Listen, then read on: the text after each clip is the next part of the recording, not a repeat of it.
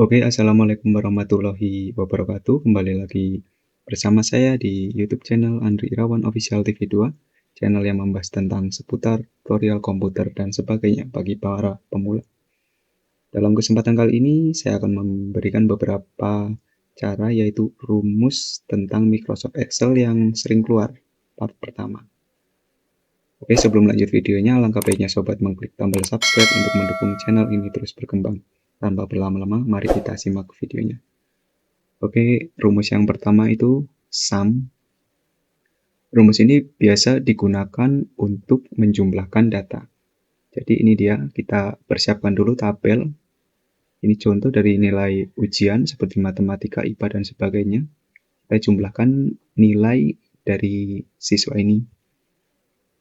Rumusnya yaitu sama dengan, kemudian kita ketik sum, buka kurung, kemudian arahkan kursor Anda pada nilai pertama, yaitu di sini, dan digeser sampai ke sel terakhir. Tutup kurung dan enter. Maka dia akan muncul dari jumlah nilai peserta. Untuk mencari seluruh jumlah nilai di sini, kita tinggal arahkan kursor Anda pada pojok kanan bawah sampai muncul tanda plus kecil dan tarik ke bawah. Maka secara otomatis dia akan muncul dari jumlah semua nilai yang ada di sini.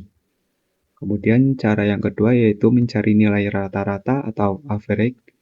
Ini rumusnya yaitu sama dengan, kemudian kita ketik average, buka kurung dan arahkan kursor Anda pada sel pertama dan geser sampai sel terakhir dan tutup kurung dan enter. Maka dia akan muncul dari nilai rata-rata siswa di sini. Untuk mencari semuanya ini caranya pun sama seperti jumlah nilai tadi, arahkan kursor pada pojok kanan bawah sampai muncul tanda plus kecil dan tarik ke bawah. Seperti ini. Dia mencari. Kemudian cara yang ketiga yaitu rumus IF, yaitu rumus yang digunakan untuk mencari perbandingan antara ya atau tidak, benar atau salah. Karena dalam tabel ini kita akan mencari siswa yang lulus dan tidaknya, maka kita akan mencari berdasarkan nilai rata-rata. Rumusnya yaitu sama dengan, kemudian kita ketik IF, buka kurung, dan arahkan kursor Anda pada nilai rata-rata siswa tersebut. Kita arahkan, kita kasih tanda B besar, kemudian tuliskan berapakah nilai kriteria yang dianggap lulus. Kita tulis 70. Kemudian tanda bagi, dan kita tanda petik, dan kita tulis lulus. Ketik lagi, koma, ketik, dan tulis lulus. Petik dan tutup kurung, kemudian enter. Nah, ini dia, lulus. Untuk ke bawahnya kita tidak perlu menulis satu persatu.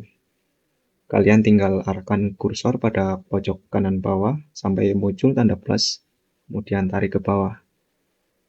Maka secara otomatis dia akan, tulisan lulus atau tidaknya akan keluar. Oke, kemudian cara ke rumus keempat yaitu mark atau mencari nilai tertinggi berdasarkan nilai rata-rata. Karena kita akan mencari nilai tertinggi berdasarkan nilai rata-rata. Ini dia. Rumusnya yaitu sama dengan, kemudian ketik buka kurung dan arahkan kursor Anda pada nilai rata-rata dan tarik ke bawah, tutup kurung dan enter. Maka dia akan keluar nilai tertinggi dari data tersebut yaitu 86,25. Ini dia, pas. Dan selanjutnya yaitu rumus kelima yaitu min atau nilai terendah dari sebuah data. Rumusnya itu sama dengan, kemudian kita ketikkan min, buka kurung, dan arahkan kursor Anda pada data yang ingin dicari. Karena kita akan mencari nilai rata-rata, maka kita arahkan kursor pada nilai rata-rata, tarik ke bawah,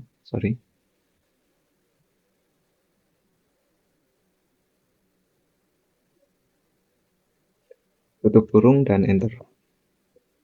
Ini adalah nilai terendah dari data tersebut. Dan kemudian kita ke rumus kelima, yaitu count atau mencari banyaknya siswa atau banyaknya dari data tersebut. Sum ini untuk mencari jumlah dan count ini untuk mencari data. Rumusnya itu sama dengan kita tulis count, buka kurung, kita arahkan pada nilai rata-rata ini. Kita mencari dari nilai rata-rata ini, tutup kurung, dan enter. Hasilnya 10. Dan untuk cara yang kedua yaitu mencari dari jumlah mahasiswa ini. Karena tadi kita akan mencari dari nilai rata-rata, kita mencoba mencari dari data nama siswa. Rumusnya yaitu sama dengan kita ketikkan count, kita tambahkan huruf A, count E, kemudian tanda buka kurung, dan arahkan kursor pada nama siswa ini, tarik ke bawah, tutup kurung, dan enter. Hasilnya 10, sama dengan tadi. Oke, kemudian rumus yang ketujuh yaitu count if atau mencari banyaknya siswa yang lulus. Kalau datanya banyak, susah sekali untuk mencari berapa siswa yang akan lulus. Maka dari itu, kalian menggunakan rumus ini agar cepat, singkat. Oke, banyaknya siswa yaitu count if. Mulai datanya itu rumusnya adalah sama dengan count if, buka kurung, arahkan kursor pada ini ya, status ini lulus atau tidaknya, kemudian arahkan sampai ke bawah, tanda petik, maksudnya tanda bagi, kemudian tanda petik, kita tulis lulus. Dan pastikan huruf ini sama dengan ini ya sob, agar bisa mendeteksi dengan mudah. Kita kemudian tutup kurung dan enter. Akan terlihat banyak siswa, jumlah siswa yang tidak lulus yaitu 7. Nih. Oke, kemudian cara yang ke-8 yaitu sum if atau mencari jumlah total nilai siswa yang lulus. Oke, rumusnya yaitu sama dengan, kemudian kita tulis sum if, buka kurung, kemudian arahkan kursor Anda pada status ini, lulus atau tidaknya, kemudian seret ke bawah, dan kemudian titik atau kayak tanda bagi itu ya sob. Kemudian ketikkan petik 2 dan tulis lulus. Petik lagi, maaf, tanda petik 2 lagi maksud saya, kemudian koma, dan arahkan kursor Anda pada jumlah total nilai siswa ini. Ini dia, seret ke bawah, seret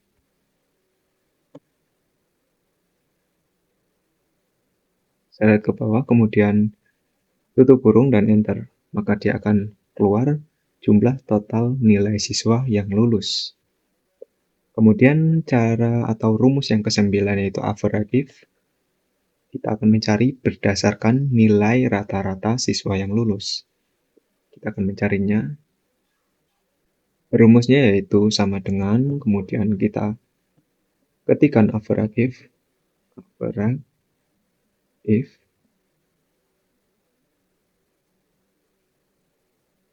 buka kurung, dan arahkan kursor Anda pada status ini, sob, lulus atau tarik ke bawah, kemudian tanda petik 2 seperti bagi itu tadi, tanda koma, atau kita ketikkan petik 2 terus tulis lulus.